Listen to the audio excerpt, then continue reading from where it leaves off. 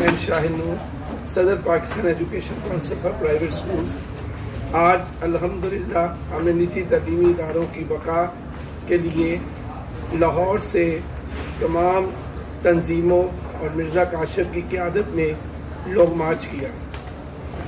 لاہور سے long march کا آغاز کیا گیا۔ جب وہ اسلام آباد کے قریب پہنچا، حکومت نے اس کو روکنے کی بھرپور کوشش کی، لیکن ہماری تعداد کو دیکھتے ہوئے حکومت نے مزاحمت بھی کی اور ہم پر لاٹھی چارج کرنے کی کوشش بھی کی، اور ہمارے کچھ ساتھیوں کے ساتھ انہوں نے زیادتی بھی کی۔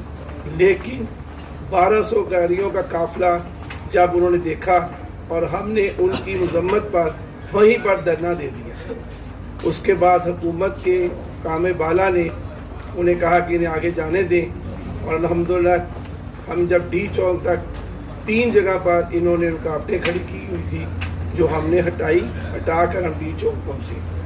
الحمدللہ وہ پاکستان بھر سے تنظیموں کے نمائندے موجود تھے، اور ہماری اکثریت کو دیکھتے ہوئے اور ہمارے تمام اتحاد کو دیکھتے ہوئے سندھ، بلوچستان، سرحد، کے پی، بلکستان، آزاد کشمیر کی تنظیموں نے اس میں بھرپور مرزا کاشف کی قیادت میں شرکت کی، اور اس کے بعد ہم نے وہیں دھرنا دے دیا۔ دھرنا شام تک جاری رہا۔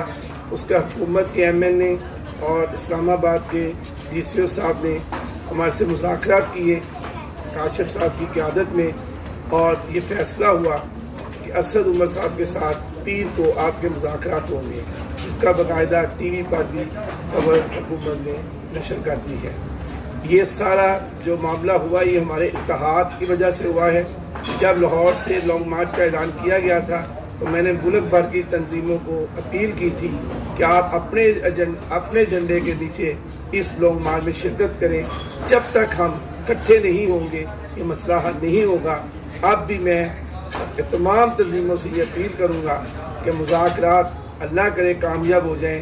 اگر حکومت نے ہمیں کوئی ریلیف نہ دیا تو سب ایک پلیٹ فارم کے تحت اگلے لائے عمل میں ہمارا ساتھ دیں۔